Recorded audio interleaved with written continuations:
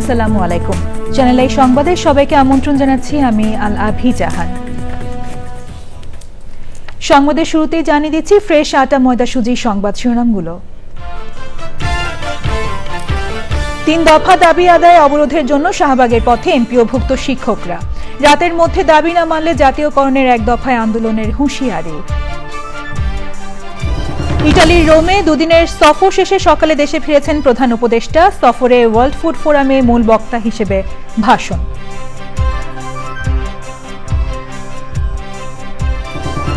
3.5 দশক পর শান্তিপূর্ণ পরিবেশে চাকসু নির্বাচনে ভোট গ্রহণ চলছে। রাকসু নির্বাচনে আগামীকালের ভোট ঘিরে প্রস্তুতি। ফেব্রুয়ারিতে জাতীয় নির্বাচন ভণ্ডুল করতে একটি মহল কাজ করছে বলে বিএনপির অভিযোগ। বিভাজন না করে দেশ বাঁচানোর আহ্বান। এবং বাস্তুতন্ত্র পুনরুদ্ধার ও সংরক্ষণের দাবিতে সোচ্চার হওয়ার তাগিদ। IUCN সম্মেলনে উঠে এসেছে সংরক্ষণ ব্যবস্থাপনায় অবনতির চিত্র।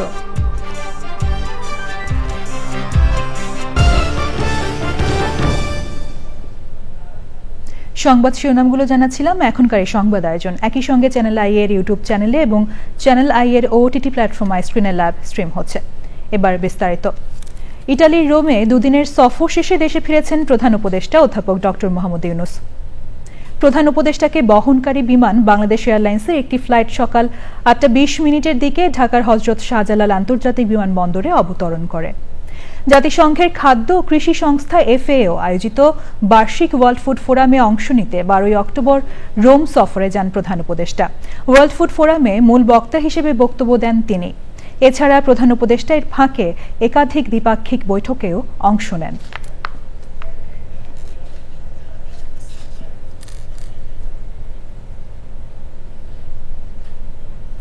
বাড়ি ভাড়া, মেডিকেল ও উৎসব ভাতার জন্য বরাদ্দ বাড়ানোর দাবিতে কেন্দ্রীয় শহীদ মিনারে টানা অবস্থান কর্মসূচি থেকে শাহবাগের দিকে যাচ্ছেন এমপিওভুক্ত শিক্ষক কর্মচারীরা।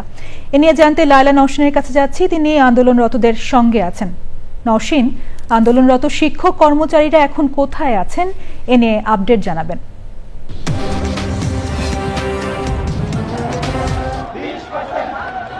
আলাভি 3 দফা দাবিতে শিক্ষকরা যে আলটিমেটাম দিয়েছিল যে দুপুর 12টার মধ্যে তাদের দাবির ব্যাপারে প্রজ্ঞাপন জারি না হলে তারা শাহবাগ মোড় অবরোধ করতে কিন্তু শহীদ মিনার থেকে শিক্ষকরা এই মুহূর্তে শাহবাগ মোড় অবরোধ করেছে। এবং আমরা সকাল থেকেই বলেছি যে হাজার হাজার শিক্ষক শহীদ মিনারে জড়ো হয়েছিল, তার সেই হাজার হাজার শিক্ষকদের বহর কিন্তু এই মুহূর্তে শাহবাগ মোড় এইমাত্রই তারা অবরোধ করতে এসেছে। এবং পুলিশের পক্ষ থেকে কিন্তু তাদেরকে এই মোড় অবরোধ করার সময় কোনো ধরনের বাধা প্রদান করা হয়নি। এবং তারা বলেছে আজকে রাতের মধ্যে যদি তাদের 3 দফা দাবি 20% বাড়ি ভাড়া, 75% কর্মচারী ভাতা এবং একই সাথে 1500 টাকা চিকিৎসা ভাতা, এই 3 দফা দাবি যদি মেনে নেওয়া না হয় তাহলে আগামীকাল থেকে তারা জাতীয়করণের 1 দফা দাবিতে তারা আন্দোলন চালিয়ে যাবে। এবং এখানে কিন্তু শিক্ষকরা বলছিল সারা দেশ থেকে যে হাজার হাজার শিক্ষক এসেছে, এমপিভুক্ত শিক্ষকের মধ্যে কিন্তু কারিগরি শিক্ষক রয়েছেন, মাদ্রাসার শিক্ষকরা আছেন। তারা বলছেন যে বিগত সরকারের সময় বিভিন্ন সময় তারা তাদের দাবি দাওয়াগুলো উপস্থাপন করেছে, আন্দোলন করেছে, কিন্তু সবসময়ই আসলে আন্দোলন তাদের দাবি পূরণের আশ্বাস দিলেও সেই দাবি দেওয়া আসলে পরবর্তীতে মেনে নেওয়া হয়নি। তো এই জন্য তারা আর কোনো সরকারের পক্ষ থেকে আশ্বাস চায় না, তারা এই 3 দফা দাবি মেনে নেওয়ার প্রজ্ঞাপন নিয়েই তারা রাজপথ ছাড়বেন, এমনটা কিন্তু শিক্ষকরা বলেছে। এবং এই গত 12 তারিখ থেকে শিক্ষকরা আন্দোলন চালিয়ে যাচ্ছে। 12 তারিখ থেকে কিন্তু ক্লাস পরীক্ষা বন্ধ রয়েছে, সামনে বার্ষিক পরীক্ষা রয়েছে, শিক্ষার্থীদের ক্লাস বন্ধ থাকায় কিন্তু শিক্ষার্থীদের পড়াশোনা বাধাগ্রস্ত হচ্ছে। তো শিক্ষকরা কিন্তু এখান থেকে বলেছে যে দিন ধরে তারা ক্লাসরুমে যাচ্ছে না, তারা দ্রুত ক্লাসরুমে ফিরতে চায় এবং তাদের যে 3 দফা ন্যায্য দাবি তারা বলছে সেই ন্যায্য দাবি দ্রুত যেন তাদের মেনে নেওয়া হয়। তারা আসলে রাজপথে চায় না, শিক্ষকরা বলছেন তারা কোনোভাবেই রাজপথে থাকতে চায় না, শহীদ মিনারে থাকতে চায় না, শাহবাগ মোড়ও তারা ব্লকেট করে রাখতে চায় না যদি না তাদের দাবি দেওয়া মেনে নেওয়া হয়। তারা বলছেন তারা দ্রুত শিক্ষা প্রতিষ্ঠানে ফিরতে চান, শিক্ষার্থীদের মাঝে ফিরতে চান। সামনে যেহেতু বার্ষিক পরীক্ষা আছে, শিক্ষার্থীদের পড়াশোনা কিন্তু ব্যাহত হচ্ছে। তারা বলছেন দ্রুত তাদের দাবি দেওয়া মেনে নেওয়া হোক এবং তারা দ্রুত শিক্ষার্থীদের মাঝে ক্লাসরুমে ফিরে যান, এমনটাই জানিয়েছে এখানকার শিক্ষকরা। তারা বলছেন তাদের দাবির প্রজ্ঞাপন আদায় না হওয়া পর্যন্ত তারা রাজপথ ছাড়বে না। লাইলা নওশীন, ধন্যবাদ আপনাকে। ৩৫ বছর পর চট্টগ্রাম বিশ্ববিদ্যালয় কেন্দ্রীয় ছাত্র সংসদ চাকসু ও হল সংসদ নির্বাচনে শান্তিপূর্ণ ভোট গ্রহণ চলবে বিকেল ৪টা পর্যন্ত। চাকসুতে ২৬টি পদে প্রতিদ্বন্দ্বিতা করছেন ৪১৫ জন প্রার্থী। নির্বাচন ঘিরে নেওয়া হয়েছে কয়েক স্তরের নিরাপত্তা ব্যবস্থা। ভোটে ব্যবহৃত কালির মান নিয়ে অভিযোগ উঠেছে। চাকসু নির্বাচনের খবর জানতে রিয়াজ ইসলামের কাছে যাচ্ছি, তিনি চট্টগ্রাম বিশ্ববিদ্যালয় ক্যাম্পাসে আছেন। রিয়াজ। আলাভি, সকাল ৯:৩০টায় ভোট গ্রহণ শুরু হয়েছে, কারণ ৩০ মিনিট বিলম্ব হয়েছে ভোট গ্রহণে। এবং চাকসু নির্বাচনে কিন্তু শিক্ষার্থীরা সকাল থেকে এভাবে আসলে লাইন ধরে সুষ্ঠুভাবে ভোট দিচ্ছেন। আমরা দেখতে পেয়েছি যে পুরো ক্যাম্পাস জুড়ে এরকম একটি উৎসব মুখর পরিবেশ বিরাজ করছে। এরকম একটি বুথে ভোট নিচ্ছে এবং এরকম আরও অনেকগুলি বুথ রয়েছে, 5টি ভবনে মোট 700 বুথ রয়েছে, সেখানে ভোট গ্রহণ চলছে। তবে একটি বিষয় জানিয়ে রাখি, শিক্ষার্থীরা আসলে যেটি হাতে কালি দিচ্ছে এবং সেই কালিটি আসলে সেটি উঠে যাচ্ছে বলে অভিযোগ করছে ছাত্র শিবির প্যানেল এবং ছাত্র দল প্যানেল। এবং আরেকটি বিষয় জানিয়ে রাখি, শিক্ষার্থীরা কিন্তু আসলে বিভিন্ন জায়গায় শাটল ট্রেনের মাধ্যমে আসছে, কিছুক্ষণ পরপর আসলে ভোট গ্রহণ হচ্ছে। এবং চাকসু নির্বাচনে কিন্তু দৃষ্টি প্রতিবন্ধী যারা ৭৭ জন রয়েছে তাদের চাকসু ভবনে ২য় তলায় তাদের বিশেষ ব্যবস্থায় ভোট গ্রহণ চলছে এবং নিরাপত্তা ব্যবস্থায় 4 স্তরের নিরাপত্তা রয়েছে। এবং বিকাল ৪টায় ভোট গ্রহণ শেষ হবে। তবে যদি কেউ লাইনে থাকে সেক্ষেত্রে ভোটটি আরও বেশিক্ষণ হতে পারে বলে জানিয়েছে প্রধান নির্বাচন কমিশনার। এবং সেই সাথে তিনি একটা বিষয় জানিয়েছে যে ভোট গ্রহণের ৬ ঘন্টা পরেই মূলত এর ফলাফল হয়ে যাবে, তবে এর বেশি সময় লাগবে না। তো এই মুহূর্তে নির্বিঘ্নে ভোট চলছে, শিক্ষার্থীরা উৎসব মুখর পরিবেশে ভোট দিচ্ছেন। আলাভি। ধন্যবাদ। রাজশাহী বিশ্ববিদ্যালয় কেন্দ্রীয় ছাত্র সংসদ নির্বাচন, রাকসু ও হল সংসদ নির্বাচনে ভোট গ্রহণ বৃহস্পতিবার। শিক্ষার্থীদের কথা মাথায় রেখে যারা কাজ করবেন তাদেরকেই বেছে নেওয়ার কথা বলছেন সাধারণ ছাত্রছাত্রীরা। নির্বাচন ঘিরে ৩ স্তরের নিরাপত্তা ব্যবস্থা নেওয়া হয়েছে। নির্ভুল ফলাফল ঘোষণার প্রত্যয় জানিয়েছে রাকসু নির্বাচন কমিশন।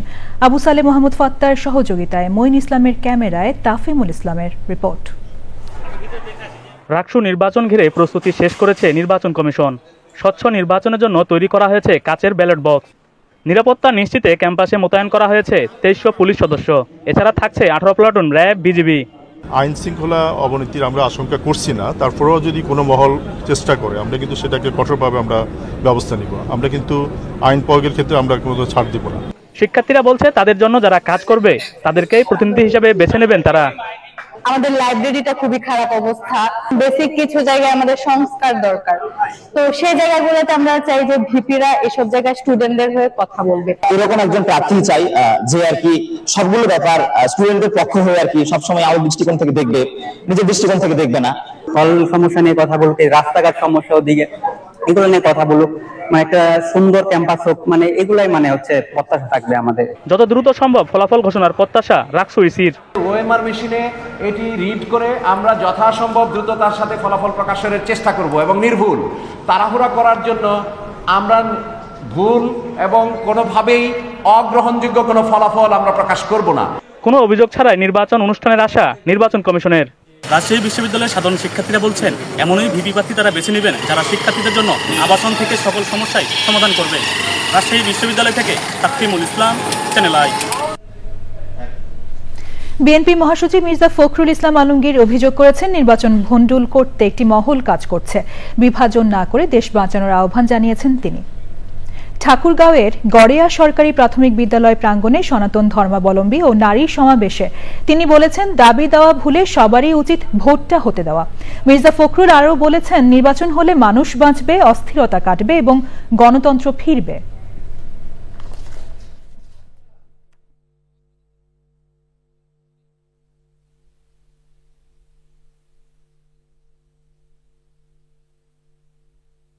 দয়া করে দেশটাকে বাঁচান, এখন আর বিভাজন সৃষ্টি করবেন না।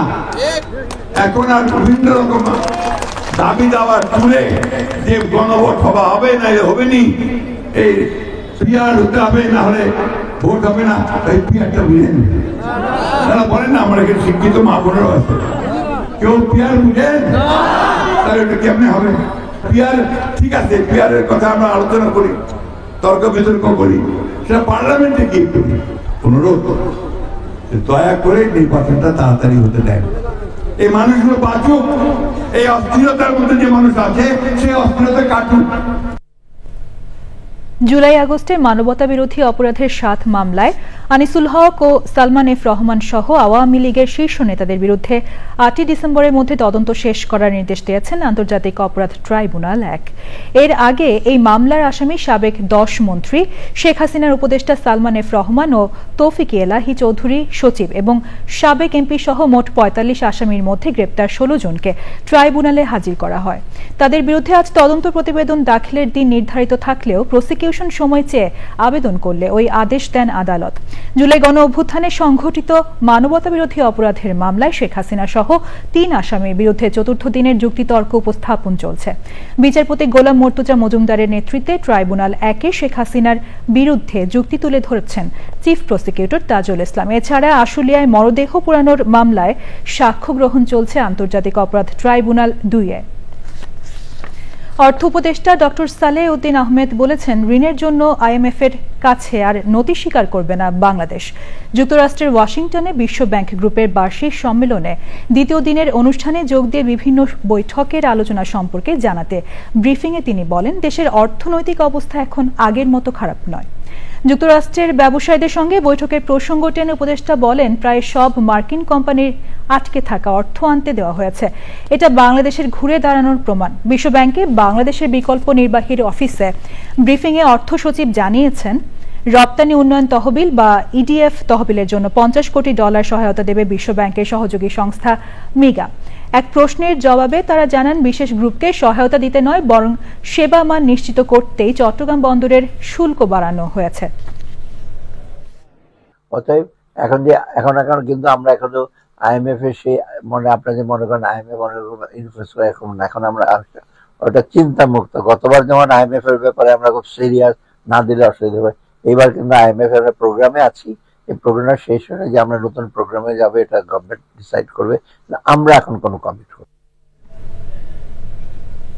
ব্রাজিলের অনুষ্ঠেয় বিশ্ব জলবায়ু পরিবর্তন সম্মেলনকে সামনে রেখে বাস্তুতন্ত্র পুনরুদ্ধার ও সংরক্ষণের দাবিতে আরও সোচ্চার হওয়া উচিত বলেছেন প্রকৃতি বন্ধু বীর মুক্তিযোদ্ধা মুকিত মজুমদার বাবু। আবুধাবিতে চলমান বিশ্ব সংরক্ষণ কংগ্রেস 2025-এর বিতর্ক ও অ্যাসেম্বলিতে উঠে এসেছে লক্ষ্যমাত্রার বিপরীতে সংরক্ষণের অবনতির চিত্র। মধ্যপ্রাচ্য প্রতিনিধি মেহেদি হাসানের তথ্য ভিডিও চিত্রে মোশাহিদ রনির রিপোর্ট। শত শত বছরের অভিযাত্রায় খাদ্য উৎপাদন, নগরায়ন, বনাঞ্চল উজাড় এবং অনিয়ন্ত্রিত অবকাঠামো উন্নয়নে প্রাকৃতিক বাসস্থান তথা বন, জলাভূমি ও তৃণভূমি ধ্বংসের হার এখনও বেশি। নিজেদের অস্তিত্ব রক্ষায় সাম্প্রতিক বছরগুলোতে বিশ্বজুড়ে সংরক্ষণের দাবিতে বহুমুখী কর্মকাণ্ড হলেও বাস্তবতা বলছে 2010 থেকে 2015 সালের মধ্যে ধ্বংস হয়েছে 32 মিলিয়ন হেক্টর বনভূমি।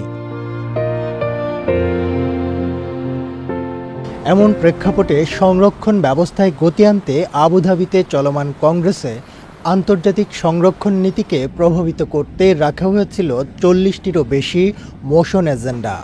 আগামী 4 বছরে এসব বিষয়ে করণীয় নির্ধারণে চলছে বিতর্ক ও ভোট।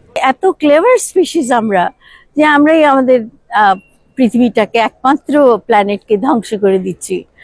আর অনেক কিছু শেখার আছে, অনেক কিছু দেবার আছে এবং আমি আশা করি যে তারা উন্নত দেশের ভুলগুলি যেন রিপিট না করে এবং সবকিছু নেচার বেসড সলিউশনের মাধ্যমে নেচারকে নিয়ে যেন তারা কাজ করে। বিশ্বের সংরক্ষণ কার্যক্রম জোরালোভাবে যেন বাস্তবায়ন হয় এবং সংরক্ষণ কার্যক্রমের সাথে একই সাথে যেন জলবায়ু পরিবর্তনের অভিঘাত মোকাবেলার বিষয়টিও যেন ভালোভাবে প্রতিপালিত হয়, সে বিষয়েও কথা বলা হয়েছে। সুতরাং আমাদের এই বিশ্ব সংরক্ষণ কংগ্রেসের যে মূল লক্ষ্য বিশ্বব্যাপী একটি সমঝোতা আনয়ন করা। সংকট সমাধানে নিজেদের মতামত তুলে ধরছেন বিভিন্ন দেশের সরকারি প্রতিনিধির পাশাপাশি বেসরকারি সংস্থা, আদিবাসী জনগোষ্ঠী, সহযোগী সংস্থা এবং পরিবেশবাদীরা। নানা বিষয় নিয়ে আলোচনার ফাঁকে ফাঁকে কিন্তু অনেক বিষয় উঠে আসছে এবং জোর দেওয়া হচ্ছে কনজারভেশনের ব্যাপারটা, এবং কনজারভেশনে কিন্তু বিজনেস কমিউনিটিকে এগিয়ে আসতে হবে। পাশাপাশি আমরা যা খুশি যে কোনো ধরনের গাছ লাগালাম অথবা আমরা প্ল্যান্ড ওয়েতে করলাম না, সেই ব্যাপারটিও কিন্তু উঠে এসছে আলোচনায়। এবং আমাদের এই প্ল্যানেট, আমাদের এই মানুষের যে একটা বিশাল প্রেশার পড়ছে প্ল্যানেটের উপরে, এবং তাতে গিয়ে যে আমাদের এই বায়োডাইভার্সিটি বলি, আমাদের এনভায়রনমেন্ট বলি, সবকিছু বিশেষ করে কনজারভেশনের যে ব্যাপারটি, সেখানে কিন্তু একটা বিশাল প্রেশার পড়ছে। যত এ নিয়ে কাজ হবে ততই কিন্তু আমাদের এই পৃথিবীটা ভালো থাকবে। যে বিষয়গুলো এখানে আলোচনা হয়েছে সেগুলোও কিন্তু তুলে ধরা হবে COP30-তে। আমরা ভোট দিয়ে নানা ডিসিশনকে অ্যাপ্রুভ করেছি, সেগুলো কিন্তু তুলে ধরা হবে, যেটা আমাদের জন্য, মানুষের জন্য, আমাদের সবার জন্য, পৃথিবীর জন্য একটা ভালো উদ্যোগ। IUCN রেড লিস্ট বলছে বর্তমানে 10 লাখের বেশি প্রজাতির বিলুপ্তির ঝুঁকি থাকার পাশাপাশি প্রতি বছর নতুন করে বিলুপ্তির ঝুঁকিতে পড়ছে প্রায় 10,000 প্রজাতি। Moshahid Roni, channel I.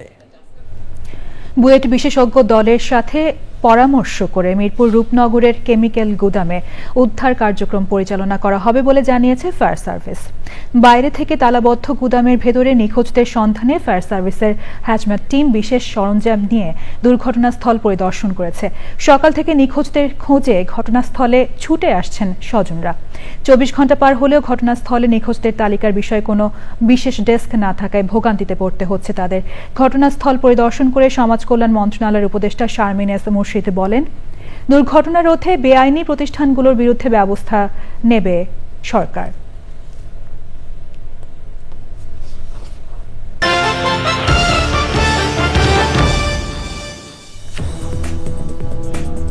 আরও একবার আমন্ত্রণ জানাচ্ছি চ্যানেল আই সংবাদে। স্বাস্থ্য, শিক্ষা, কৃষি, ব্যবসা বাণিজ্য সবখানে সহজে কৃত্রিম বুদ্ধিমত্তার ব্যবহারে বাংলাদেশের মতো জনবহুল দেশগুলোকে সহযোগিতা দিতে চায় যুক্তরাষ্ট্রভিত্তিক প্রযুক্তি প্রতিষ্ঠান সেলসফোর্স। সংস্থাটির দক্ষিণ এশিয়ার প্রধান নির্বাহী অরুন্ধতী ভট্টাচার্য বলেছেন, এতে কম খরচে নাগরিকরা উন্নত সেবা পাবেন। কৃত্রিম বুদ্ধিমত্তার ফলে চাকরি হারানোর বদলে নতুন কর্মসংস্থান সৃষ্টি হবে বলে মনে করেন তিনি। যুক্তরাষ্ট্র থেকে রিজভি নেওয়াজের রিপোর্ট। যুক্তরাষ্ট্রের ধনী অঙ্গরাজ্য ক্যালিফোর্নিয়ার সান ফ্রান্সিসকোতে কৃত্রিম বুদ্ধিমত্তা নির্ভর অন্যতম বড় মিলন মেলার উদ্বোধন হলো স্থানীয় সময় মঙ্গলবার সকালে। প্রায় 50,000 মানুষ সশরীরে অংশ নিয়েছেন ড্রিম ফোর্স 2025-এ। মূল প্রবন্ধে আয়োজক প্রতিষ্ঠান সেলসফোর্সের প্রধান নির্বাহী মার্ক বেনিয়ফ কৃত্রিম বুদ্ধিমত্তার উজ্জ্বল ভবিষ্যৎ তুলে ধরেন, তবে তা মানুষকে বাদ দিয়ে নয়।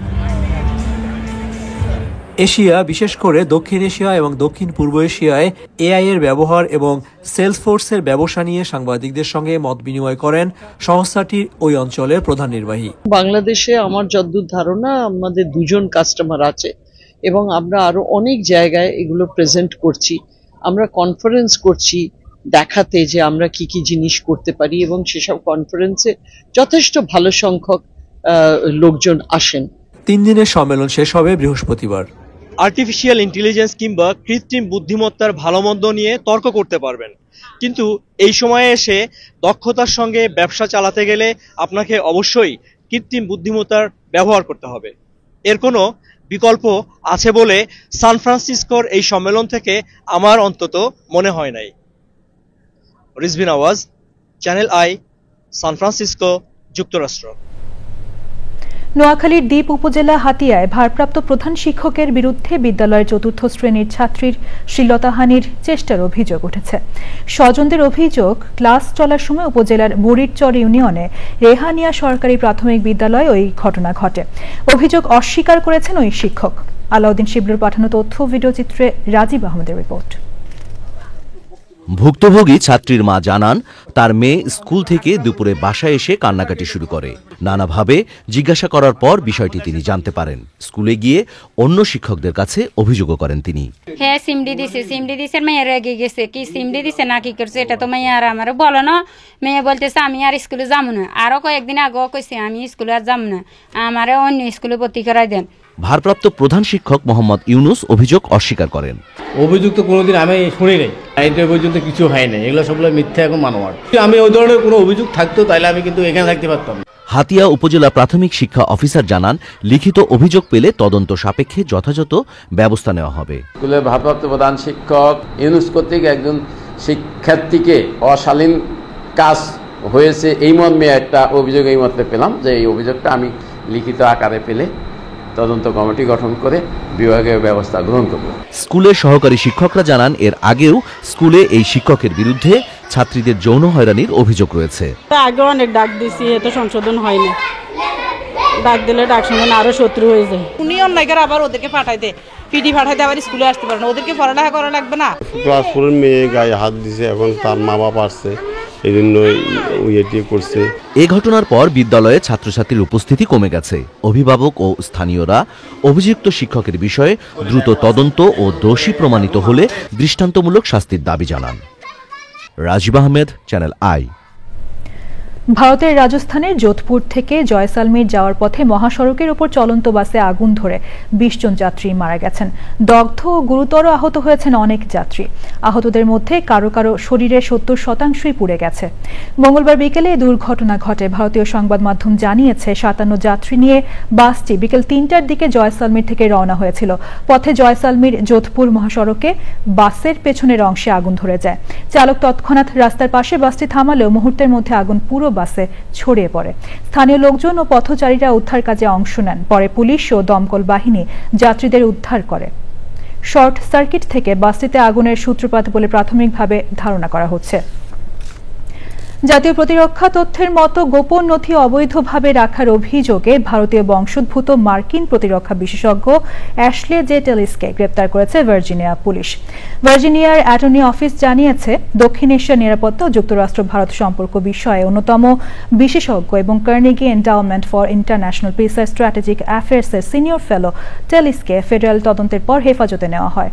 তদন্তকারীরা 64 বছর বয়সী টেলিসের গোপন নথিপত্র সরিয়ে নেওয়ার এবং চীনা কর্মকর্তাদের সাথে সাক্ষাতের অভিযোগও খতিয়ে দেখছেন। এবার রয়েছে নিটল টাটা কৃষি সংবাদ।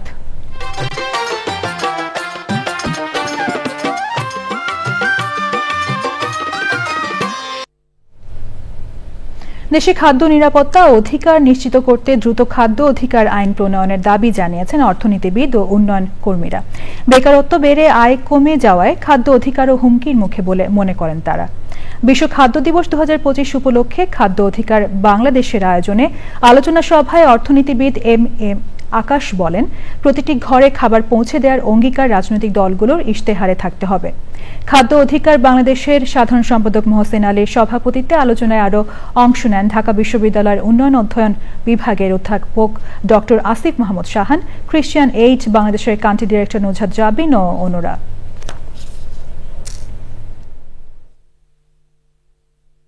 খাদ্য সমস্যার সমাধানটা দুটো দিক, একটা দিক হলো এন্টাইটলমেন্ট অ্যান্ড ডিস্ট্রিবিউশনের দিক, আরেকটা দিক অ্যাভেলেবিলিটি অ্যান্ড প্রোডাকশনের দিক, আরেকটা দিক হলো গণতন্ত্রের দিক। গণতন্ত্রের দিক মানে হলো যে এমন খাদ্য পরিস্থিতি কোথাও যদি খারাপ হয় তাহলে সমস্ত দেশবাসী হইচই করে পথে নেমে যায় এবং চাপ প্রয়োগ করে, দিতেই হবে দিতেই হবে, খাবার দাও খাবার দাও খাবার দাও, না দিলে ওই গভর্নমেন্টকে উৎখাত করে দেয়। এই তিনটা দিক আমরা কি মেনটেন করতে পারছি কিনা বা পারবো কিভাবে, দ্যাট ইজ ভেরি ইম্পর্টেন্ট। এবার প্রকৃতি সংবাদ।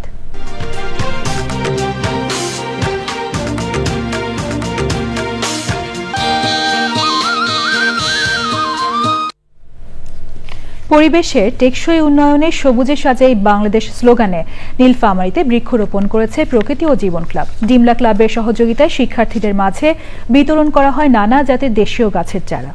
পরিবেশ বান্ধব উদ্যোগের প্রশংসা করেছেন বিশিষ্টজনরা।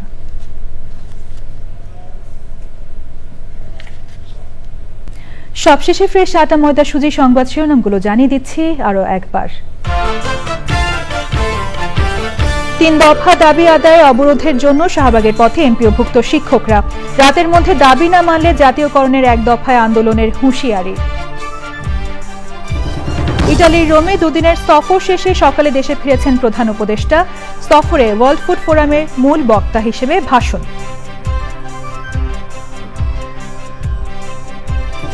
3.5 দশক পর শান্তিপূর্ণ পরিবেশে চাকসু নির্বাচনে ভোট গ্রহণ চলছে। চাকসু নির্বাচনে আগামীকালের ভোট ঘিরে প্রস্তুতি। ফেব্রুয়ারিতে জাতীয় নির্বাচন ভণ্ডুল করতে একটি মহল কাজ করছে বলে বিএনপির অভিযোগ। বিভাজন না করে দেশ বাঁচানোর আহ্বান। এবং বাস্তুতন্ত্র পুনরুদ্ধার ও সংরক্ষণের দাবিতে সোচ্চার হওয়ার তাগিদ। IUCN সম্মেলনে উঠে এসেছে সংরক্ষণ ব্যবস্থাপনায় অবনতির চিত্র।